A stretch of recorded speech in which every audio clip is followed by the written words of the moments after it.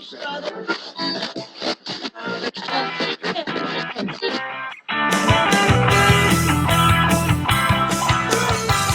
gospel reading for today was the one that Steve talked about with the children, and the crux of that reading is, if you have faith the size of a mustard seed, you can do anything.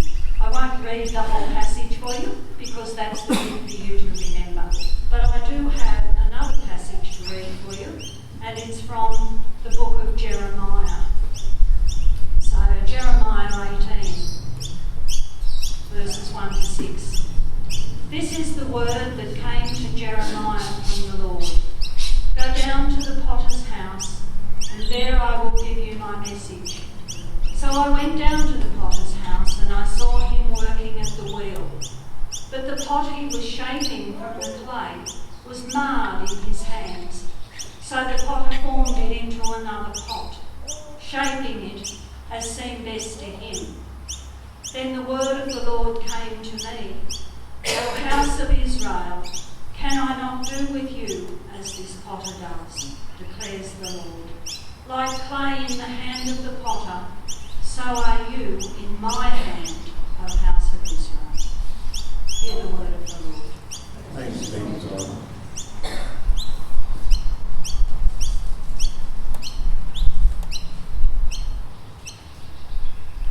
God, our Creator, Redeemer and Sanctifier. Amen. Well, I guess you can all tell me if you've been watching the news or reading the paper or just listening to people talk all the bad things that the church is responsible for. If you listen, it's responsible for all the ills of the world. But let me tell you, the church does lots of good things. And the church has, over the years, done many, many good things. Think about who started education, who started hospitals, who started orphanages. We don't need them so much today, but still the secular society has taken over caring for children without parents. We even support them here, the foster carers. What about art? You might say, what's the church done for art? I can almost hear it or see it on some people's faces. But without the church's sponsorship, we wouldn't have art the way that we have it today.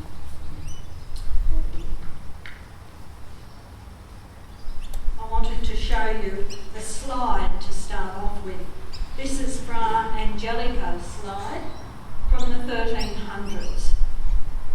People have always been looking to have some expression of their faith.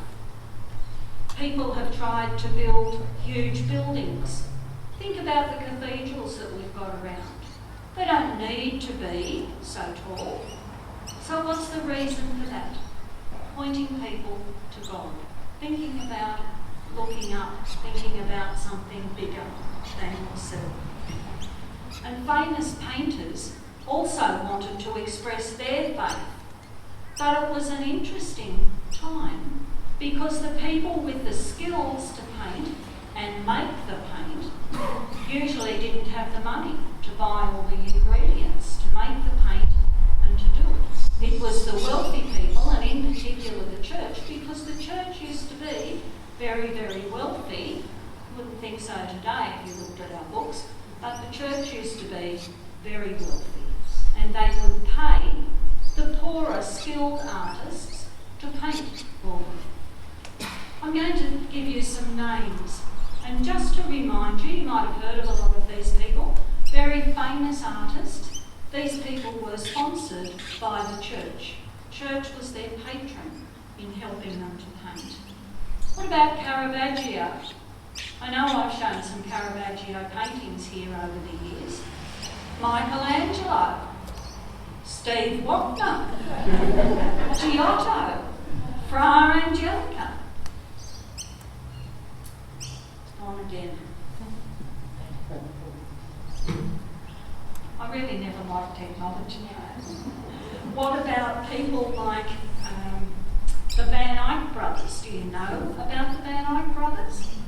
I'll tell you a little bit more about them later. But many of those famous painters, Peter Paul Rubens, all of those beautiful painters were sponsored by the church to do the paintings. I've shown you that one. I'll have to keep talking. All right. Just make it up as you go. Well, I probably will. Because the church usually had lots of money, as I said, and paid for the painters. But that was also the downfall. You've heard about the Reformation, when the other churches, which weren't even churches at the time, many of them, turned their back on the Catholic Church.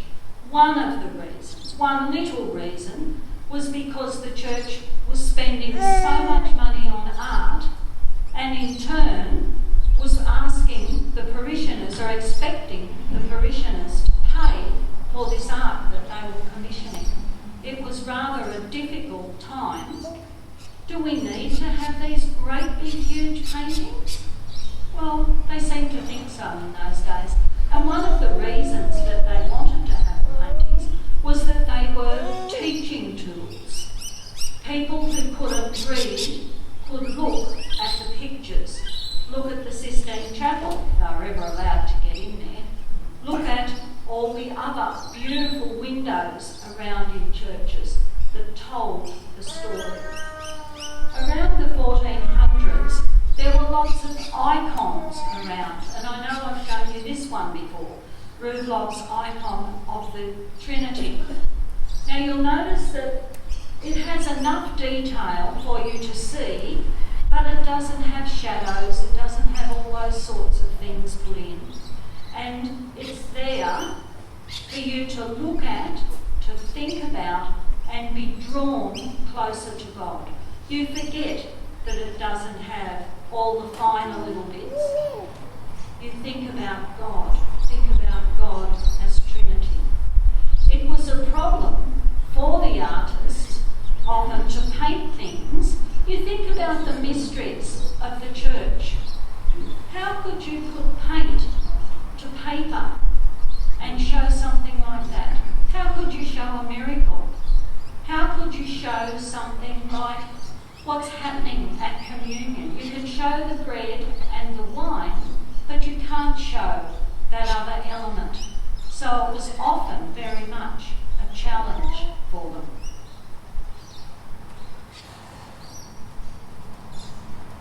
It's interesting that much of our theology comes from pictures that we've seen, the same as it comes from hymns that we have. There's something glaringly wrong with this picture, dare I correct Leonardo da Vinci, but there is something radically wrong with the picture if it's a picture of the Last Supper.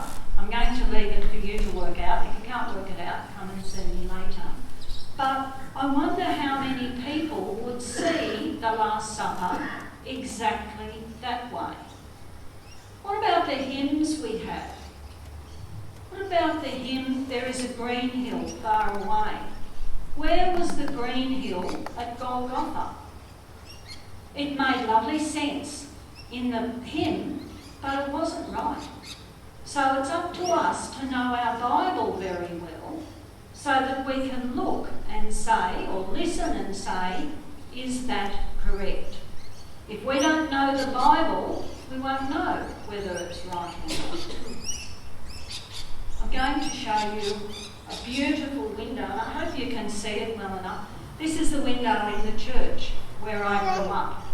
That church was built in the 1850s, and so it still had beautiful stained glass windows to show us the stories of God. I'm sorry it's a little bit hard to see. I thought it would have been a little bit darker. Nonetheless, a beautiful picture of the Ascension. Another window in that church is the baptism of Jesus window. And this, purely by coincidence, is Bob's family window that they paid to have the window put in when the church was built in 1850. So that to me shows a link of faith coming through the family. We've inherited our faith from the family. It's been interesting doing some family history because as we wandered around the cemetery where many of Bob's relatives were buried, they all had beautiful scripture written on the bottom of their headstone or on their graves. And that was comforting to me to think that this family heritage has been passed on, this faith. But of course, it also reminds me we have to pass it on to someone else. We've inherited it and we have to pass it on. I said I would talk about the Van Eyck brothers. This is what they call the altarpiece. It probably, by the size of it, would have had to be behind the altar in a place called Ghent in Bruges. I don't know if you know much about it. You might have seen the movie called The Monuments Men. If you've seen that movie, a group of soldiers were specifically challenged to find all the missing beautiful art in Europe before Hitler's people got to it and destroyed it. It talks there about they were looking for the Ghent altarpiece. The only problem is, like many movies, it's not factual because the Ghent altarpiece went missing long before the war. They ended up finding it, because movies have a good ending, they ended up finding it except for one panel. And you can go today and see it. It's a very, very complicated work of art, and the two brothers had to work on it. The centrepiece in the middle with the squared off edges, you can see that that's hinged on the side to the two other parts, and it can be closed up. When it's closed up, as it would have been in Lent or some other time, there still is something there to ponder. Not quite as beautiful, but still very lovely.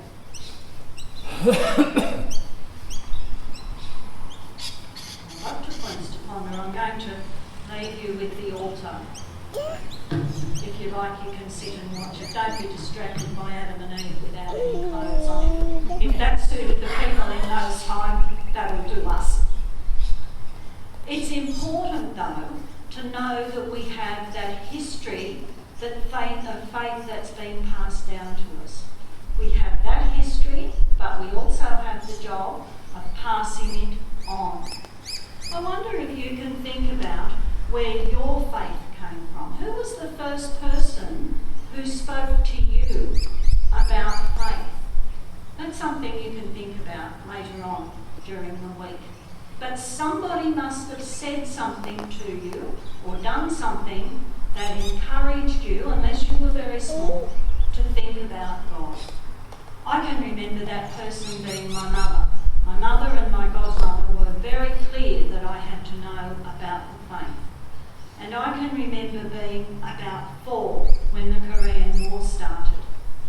My uncle lived with us and he was sent off to Korea.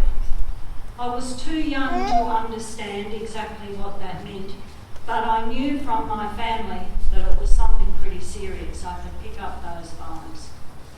I asked my cousin what it meant. He said, don't worry about it. He was all of 7. He knew much more than I did at 4. So he said, don't worry about it. It's all right. So I wasn't satisfied with that. And I asked my mother and I said, what am I going to do?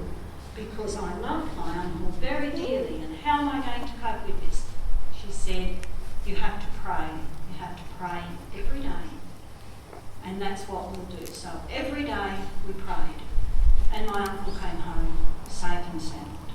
So that to me was a big lesson in prayer. Prayer is the way to go. But I can remember other people in my journey encouraging me. I can remember the Sunday school superintendent when we had something like 100 people going to Sunday school back in the heydays of Sunday school. He encouraged, I'm sure, every one of those people.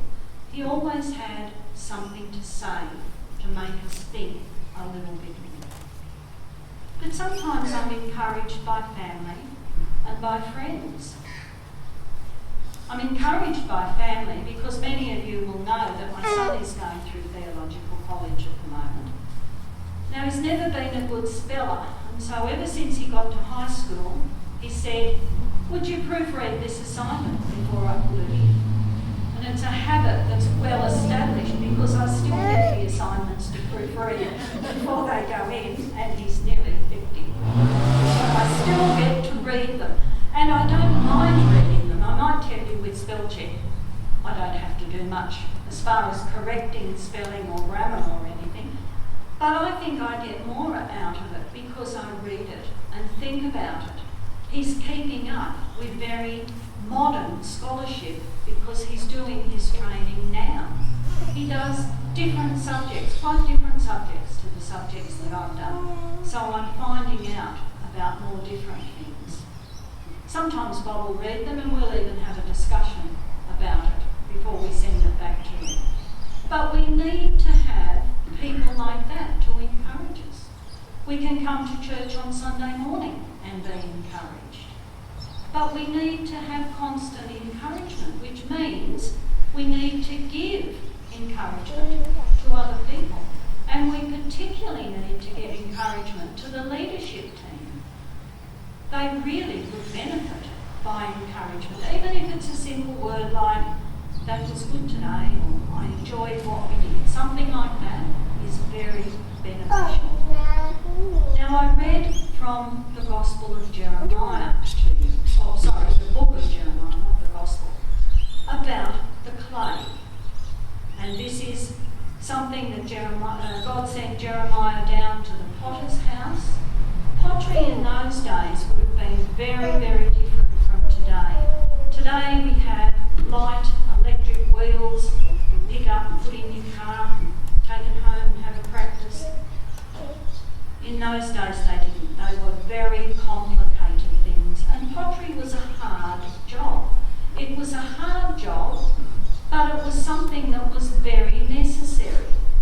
Think about the cooking things that they had. They had lots of pots for cooking, for storing, for all of that. Tiles on the roof were often clay. Lots of uses for clay. So the potter was a valuable person in each society. So Jeremiah goes down and he sees the potter, and the potter's sitting there working away at his very heavy wheel. And something's wrong with the clay. It doesn't tell us what's wrong. It could be too hard, not enough water in it, maybe too much water and it was all sloppy.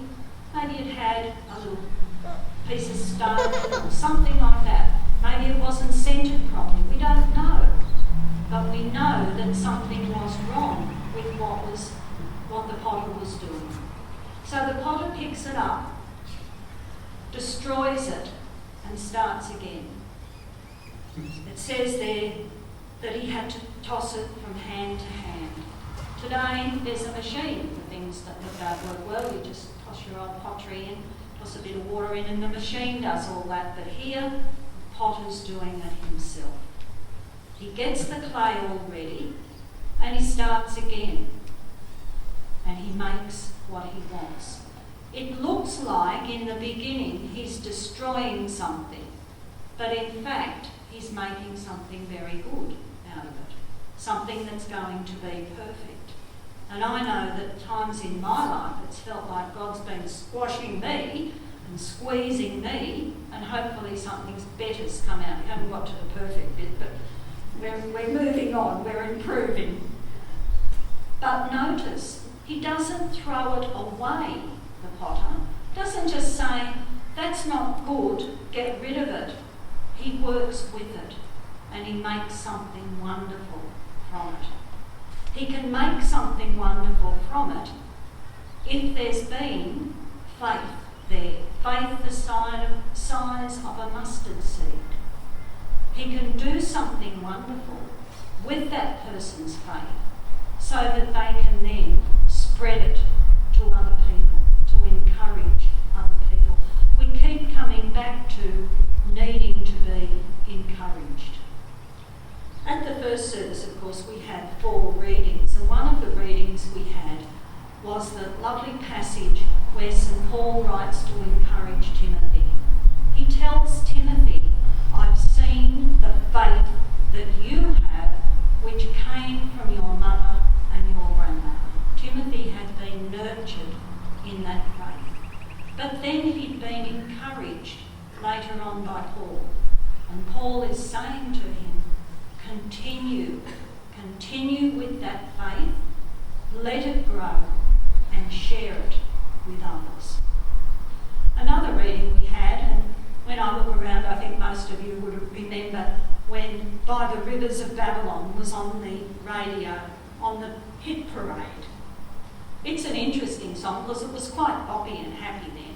But when you read it as a psalm, it's much more of a lament. Here we are, we're stuck here.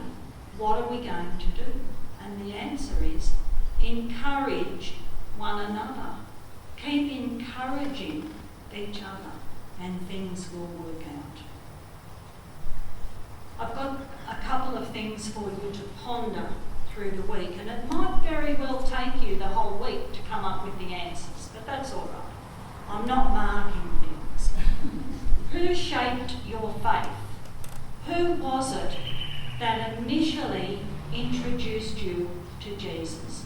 Do you see it, as I'm fortunate to be able to see, that it's come through a family line? Maybe you didn't. Maybe you came to faith as an adult. Somebody had introduced you to Jesus. So who was the person that introduced you? What testimony or teaching brought you to the faith in God? Was it a particular testimony of somebody's telling you about something that had happened to them?